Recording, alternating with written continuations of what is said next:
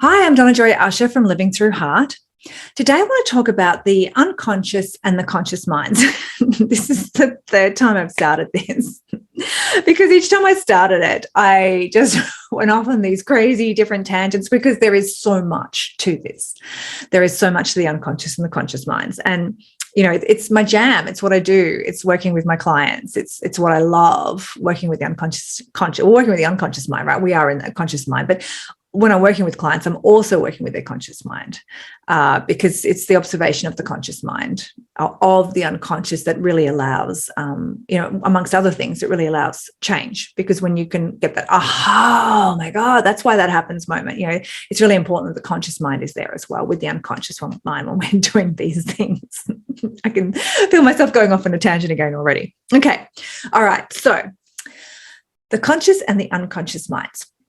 So until we're maybe coming into around 7, we don't fully live in a conscious mind. We live in an unconscious one. And the unconscious mind's role is to keep us safe. That's what its sole role is. It runs the body. It runs all the unconscious, all of the automated systems in the body. So the unconscious mind is really good at automating stuff, right? So it runs all the automative systems in the body, our nervous system, our immune system, our digestive system, all our organs, the biochemistry of the body, the brain hormones that are released, how the organs function. I mean, we are crazy amazing.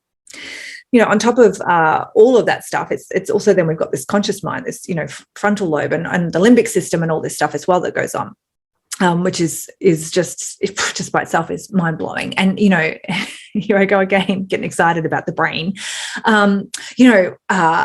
When we create a new idea or we learn something new, our neurons in our brain, the plasticity of the brain is crazy, right? They're actually moving in real time and forming new synapses, and electrical impulses are going on. And I don't know if you've ever been through a really big process, like a big healing process, and you can see like lights flickering behind your eyes. And that's like the brain impulses of, it's the brain, the pulses, the brain going off when things are firing and going crazy in there.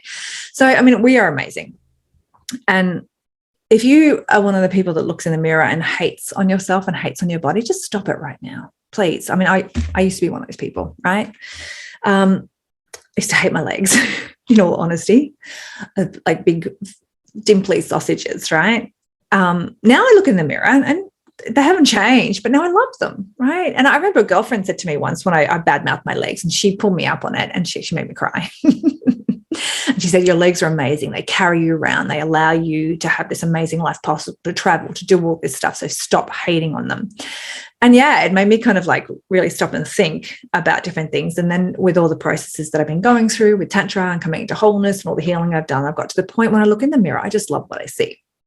So if you are the sort of person who is picking yourself apart when you look in the mirror, just stop it. Just realize that this all comes from the unconscious mind. It all comes from belief systems, which I'm going to get into in a minute. And, if you need help, just reach out. If you want to start working into this and start to releasing all these things that they're creating unhappiness in life, right? So just know that your body is amazing. And it's the unconscious mind that is running it in the background. So it's keeping the heart beating. It's keeping the breathing going without you having to think about it. It's like, we learn to ride a bike, and then we learn how to do it or drive a car. It's the unconscious mind. And it creates looping and patterns in our brain, synapses, so that once something happens, it's just happening automatically, so that we're not having to think about everything that we do. So for instance, every time we clean our teeth, or we have to really stop and think about each stroke, instead we're walking around the house cleaning the teeth, probably not doing a very good job, but we're doing it, right? And doing other things at the same time. So it's the unconscious mind that allows us to do that.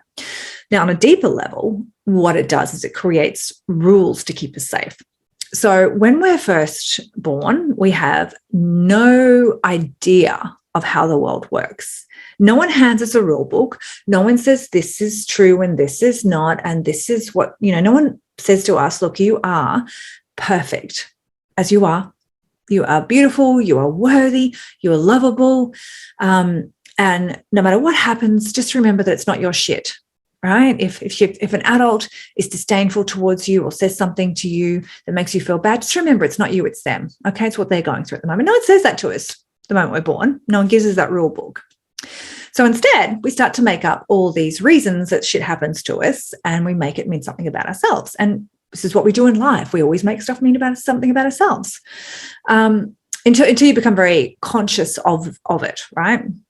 So when we're walking around unconscious, sort of being run by our primitive kind of like systems and these belief systems, then we're just reacting. We're reacting to stuff. We're triggered by stuff and we don't know why. And we're often unhappy, sad, depressed in that state of mind.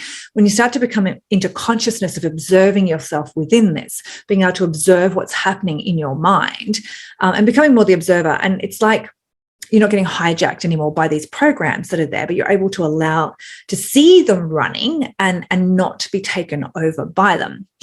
So what happens? The unconscious mind wants to keep us safe. So when we are young and something shitty happens to us, so for instance, the very first time that we cry and no one comes, then we form a belief about it. Now, it may not be the very first time, because if you've watched the videos, or if you've listened to my podcast on attachment styles, you only have to have your needs met reliably. When you're crying and stuff as a child, you need to only have your caretaker kind of respond to your need immediately 38% of the time for you to be able to be in secure attachment. So I go back with lots of clients. I go back to a moment when they're crying, and no one ever comes. Now, it's probably happened maybe before and stuff, but maybe this is the moment. Maybe this is the first moment. Who knows? But this is the moment of impact, the moment when something really important was decided. And what was decided in that moment is normally that the reason that no one came when they were crying is because they're not important, they're not worthy, they're not lovable, whatever spin the unconscious mind put on it in that moment. So now the unconscious decided, right, this happened. Why did it happen? It can't not know why it happened, because that's not safe. It's not safe not to have all the information, because then you can't control the outcome. So we need to know why it happened. So we make a decision, right? It happened because I'm not important enough. If I was important enough, they would have come. And then that's it. This is a decision. I'm not important, or I'm not worthy, or I'm not lovable, or whatever this is now what is running the programming. And it's wired in. And what happens is that once the unconscious mind has these rules, it guards them, it protects them, because it's how it's staying safe. It's viewing the world through it's like a lens that gets put over our eyes. And now we view the world through, oh, of course that happened. I'm not lovable. Of course that happened. I'm not worthy. And then it all makes sense. And maybe it feels shitty, right? But it's okay, because we know why and we can control it. And, and we learn to adapt in different ways and our different personalities, and how to get what we want in a way, or get what we need. Some of us become manipulative. Some of us become very gregarious. Some of us become really quiet and just kind of sneak around the background. And we kind of bend and we become like these chameleons trying to stay safe in the world and get as much as we can. Almost like we're like, you can imagine like a little orphan child who is in like pickpocketing or running and grabbing stuff because they still need stuff, right? So even though they don't think they're lovable, they don't think they're worthy, they don't think they're important or whatever, they're still like getting what they need. I'm not saying that we're pickpockets. It's a metaphor that came to mind, okay? Someone's going to get it out there. So the unconscious creates these belief systems, and then we run our world through the perception of this belief. So what do I mean by this? Well, what I mean is that whenever something happens to us, we make sense of it through this belief, through this lens. Now, the same thing could happen to us. And if we had a different belief system, like if we'd either like been kept very safe and very supportive and very loved as a child, our belief system might be, I am lovable, I am worthy. And then this thing could happen to us and it would just bounce off us. It wouldn't even matter, right? But if we're carrying around a belief system that we're not lovable, we're not worthy, and we're living life from a victim mentality, then when something happens, it's like, ugh, oh, right, yeah, of course, I'm not lovable. And this is how we work. It's our unconscious mind. Now, these emotional experiences that happen to us when we have these core moments, these root sort of forms. So it's like the impact, the moment of truth happened, and we formed these beliefs. And it's like the root cause, okay, of our disharmony and our unhappiness or what's happening. These moments in time happen. And it's like they're frozen in time. And I kind of see it like it's almost like our belief system and our neurology is created of these memories. And that's why we remember some things and we don't remember other things, because of all the things that happen to us, billions and millions of things that have happened to us during our life, right? We don't remember that many of them. And as children, we kind of remember things that were important. And sometimes we're not even sure why they're important, but it's important because the unconscious mind has woven that into the fabric of our reality.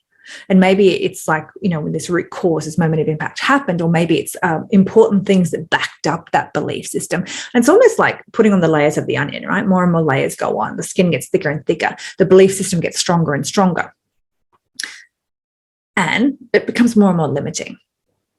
And we don't realize we don't realize the impact that the unconscious mind, it's almost like it's the brake is on. And sometimes our conscious mind is like got its foot on the pedal, going for it. But the unconscious mind is like, no, I've got the handbrake on, because it doesn't know where the conscious mind wants to go. It doesn't know if it's safe or not. And there's this push-pull dynamic and a lot of frustration that goes into it. And I see it when I was coaching in marketing on the online space. People would come and pay me good money for me to teach them what to do, and then they would never do it. And I can remember once spending a month trying to get somebody just to create a banner for their Facebook profile. And they just couldn't get themselves to do it.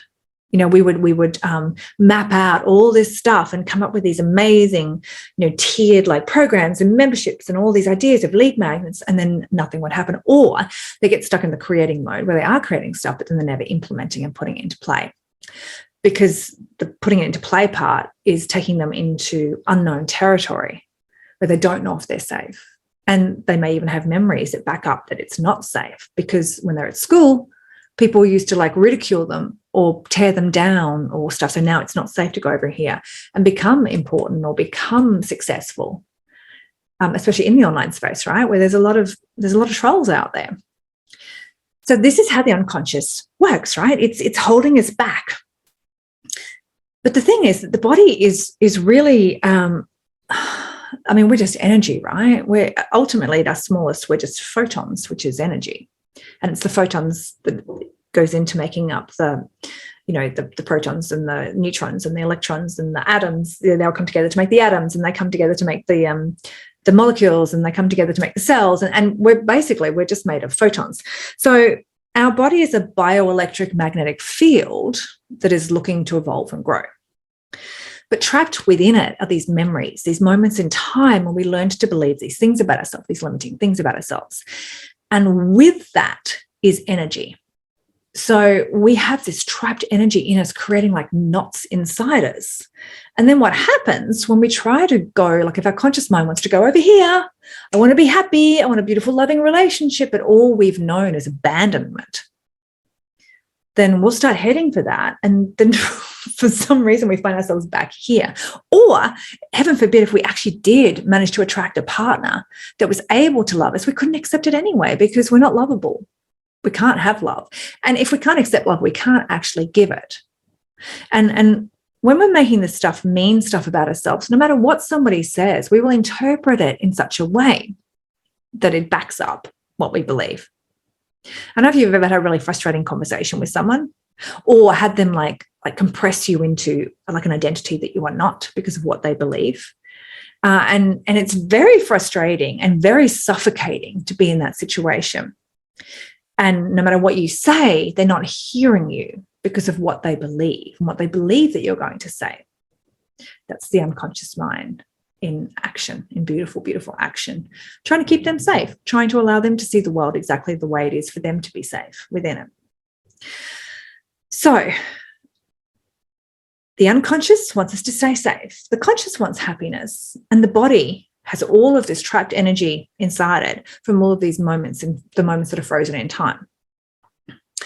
So for us to release this, it's almost like, I see it like, imagine a parachute, right, that could allow you to fly high, but it's stapled to the ground in all these different places. Now, let's forget about the fact that once you pull the staples out, it's going to have little holes in it, right, logically. But in our magical parachute, which is our life, once we pull the staples out, there's no holes in the parachute, okay? So, but we've got this parachute and it's stapled down in all these places, so it just can't fly. And in fact, air can't even get into it. But if we go in and identify what these staples are, which limiting beliefs, memories, things like that have created it. And then we pull them out one by one. Then this parachute can start to actually blow up. And then maybe it's getting bigger and maybe we're expanding and we're feeling better, but we're still not achieving what we want to achieve. We're still not able to create the amazing life of freedom.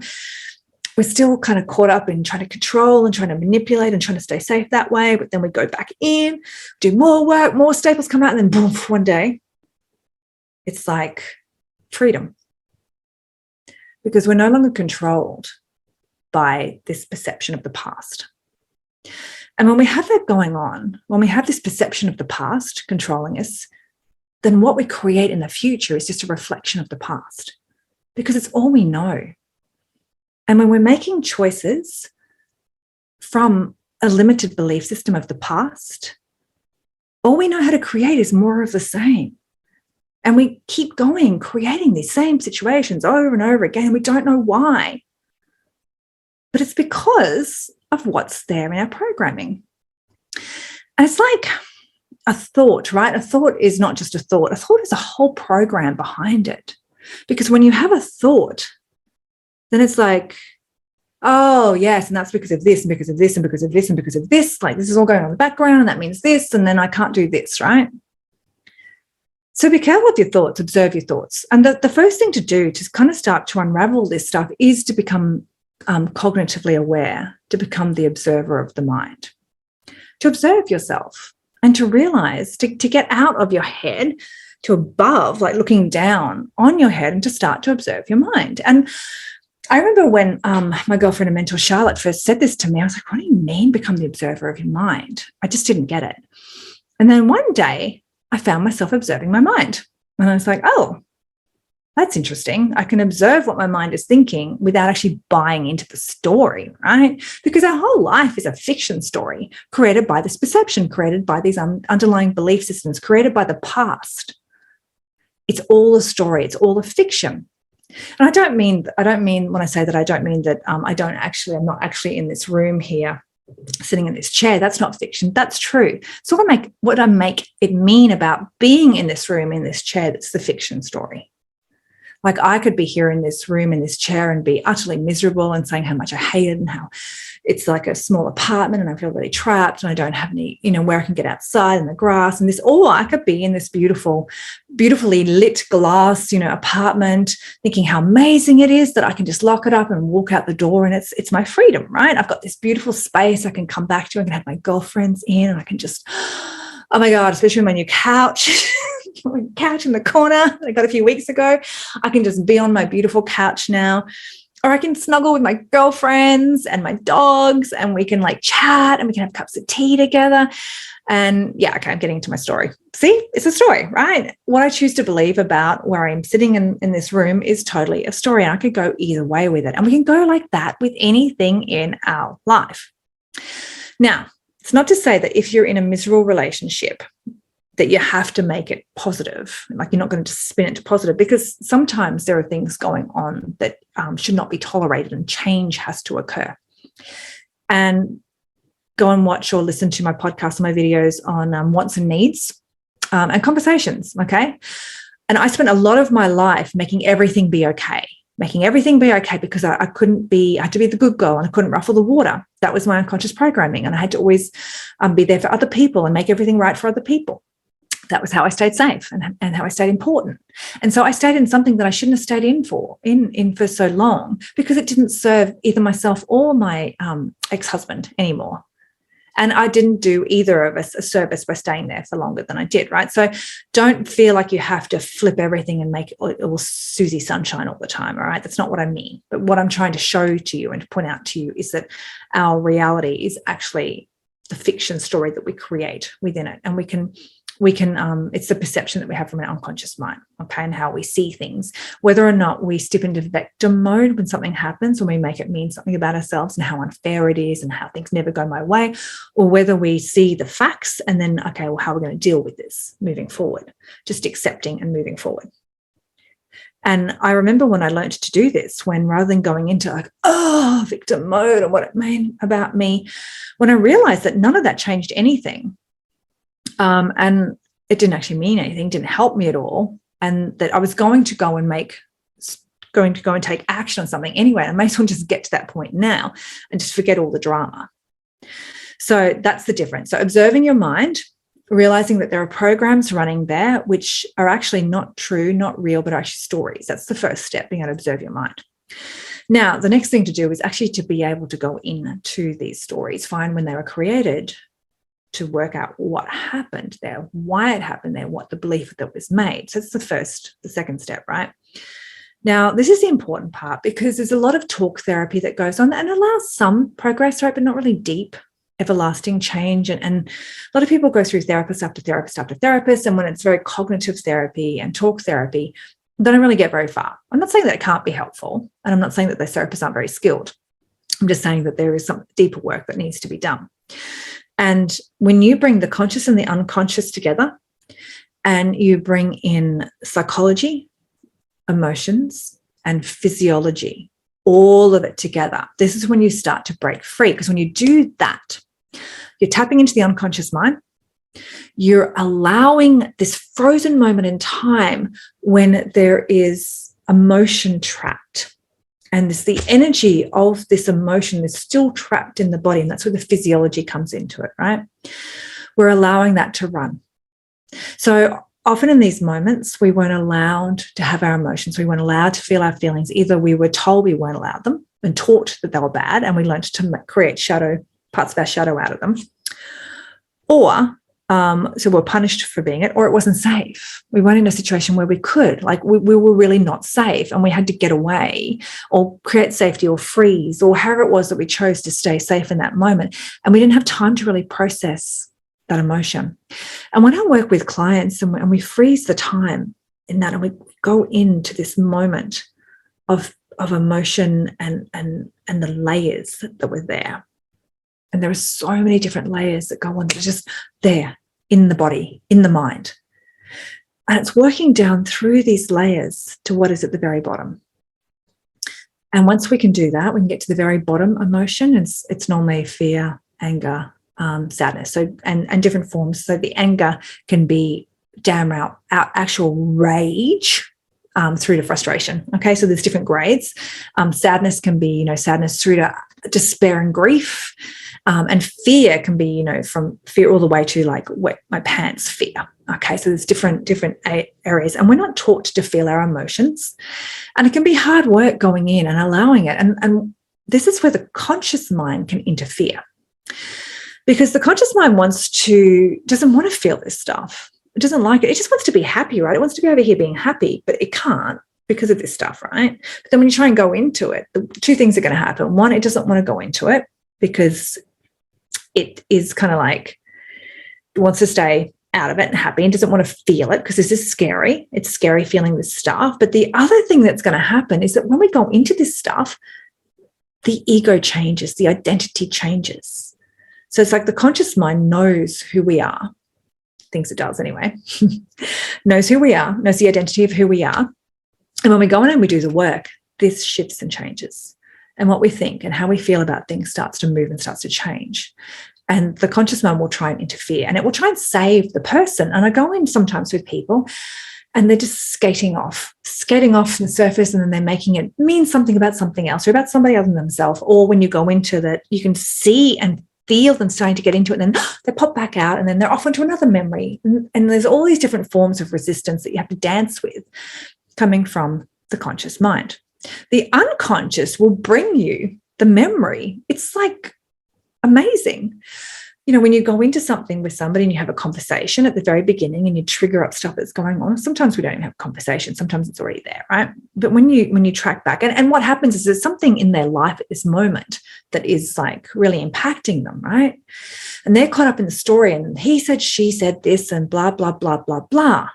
And this is where doing your own work is so important, because I could so easily get caught up in that story if that was my jam as well, right? But to me, to be able to observe them in their story, like I can observe myself in my own story. So that we have to have a story, right? We always have to have a story. I'm not saying we get rid of the story, but you can choose to have a better story. You can choose to have a story that brings you happiness and joy, as opposed to a story that doesn't.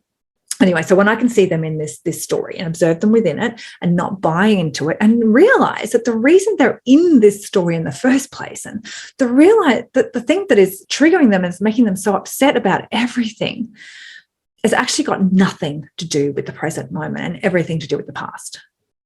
Because if they didn't have a belief that was being triggered up and making them angry or sad at the moment, this wouldn't be a problem. What was going on in this moment would not be a problem. And the emotion in the present moment is normally an echo from the past. It's like a shadow. When we have these belief systems, they're like these shadows that grow bigger and bigger over time, and they shadow our life, and they get heavier and heavier because the more we buy into them, the more we clip our own wings, the more we make choices from these limiting beliefs, the further away we get from our soul's purpose. And the bigger the impact of that is. We know on a level that this is not where we want to be. We feel frustrated by it. We feel frustrated by the fact that we feel like we could be doing more or being more or having more. And we don't know why we're stuck where we are. And it's all to do with these limiting beliefs in the unconscious mind. And us playing it out over and over again, creating a future from a past that didn't serve us. But now we're creating a future from it because it's safe and known. And that's what the unconscious wants for us. So I think that's probably enough for one episode on the unconscious and the conscious. But just to start to, this may be your jam as well. This may be what you're really good at. So if you are, right, if you are really good at it, and great. Actually, no, let me tell you about what to do. Okay, I'm going to tell you what to do. Well, one, find a really good therapist who works with the unconscious and who connects it all together. And analytical hypnotherapy, where we go deep into therapy, just using hypnosis as a tool to get to the unconscious mind. Tantric embodiment, we're looking at the unconscious mind as well, working through that. Spiritual healing, we do it. So there's lots of different modalities out there, right, that can help you get there. But what you got to do is you got to connect in, find the memory, which the unconscious will bring to you very faithfully. It's like a very well-trained dog. When you set it off on a task, it'll bring you this thing like, ta-da, here's the memory. And then you can observe it. Observe it with the client, observe it by yourself to find out what is the problem in this moment. What was it? And what was this child feeling in this moment? What did the child decide in this moment? What was the belief that was born from this moment, or the belief that was strengthened? Now, if you get to a point where the belief is just being strengthened and this feeling is familiar for the child, you've got to go back further. Go back further if you can to the very first moment that this child felt it. Then what you can do is it rips the whole thing out of the timeline. If you can go back to the moment this was born, the first moment it was created, the ripple that comes through just shifts and changes your perception. And I've had these phenomenal sessions where the next day I'm talking to a girlfriend. I'm saying, oh my God, I had the most amazing session last night. And they're like, what happened? I'll go, well, and then I can't remember because it's no longer important to my mind because we resolved the issue and we changed it. We went in, I was allowed to feel the emotion and the energy of that in my body was allowed to run. And then the belief was taken out. And once you go in and you allow the child to feel what they didn't get to feel and what they needed to feel, and for that to run and for them to express it, whether or not they need to cry, whether or not they need to scream, whether or not they throw a tantrum, you allow them to feel it. They come through it out the other side and they realize it's not their shit. They realize that it's just not true. And then once that happens, just dissolves. It's like magic. It really is. It's amazing. So find someone that can help you do this if you're not in the field. Like if you're already a therapist or a healer or something, we do this work on ourselves. And sometimes there's just stuff that we can't and we need help. But a lot of my processing that I've been doing the last 6 months has been by myself, going to stuff over and over again and releasing it and letting the energy run. It's really, really important. A lot of people, they allow the inner child to express, but the energy is actually still in them because they are the inner child, right? The inner child is still here within us. And this energy of this time and this moment is actually in our body. And that's the trigger. When something happens and the unconscious mind is triggered and it's like danger, danger. It's like someone presses the big red button on our forehead, right? And we go into this trigger. And the body, the physiology, and I don't know if you're like, oh, I used to have shame, right? It was like, oh, shame. I don't have shame anymore. I'm very happy to say, something would happen. And if there was any kind of inkling that I had done something wrong, or I hadn't done something well enough, or I hadn't done, even though I hadn't even been aware and I'd been doing my best, oh my God, the shame. It was crushing. It was like someone plunged a knife into me, right? And then by going into these memories and releasing it, I don't have that trigger anymore. I don't have the shame. I've still got triggers, don't get me wrong. I'm still working through stuff. I'm not saying that I'm fully healed or enlightened. That's what the fun is, though, right? And triggers are a beautiful thing because triggers show us what's there that needs to be worked on. So don't beat yourself up about your body, as I said before, but too about your triggers. Your triggers are there to keep you safe. Your triggers were there.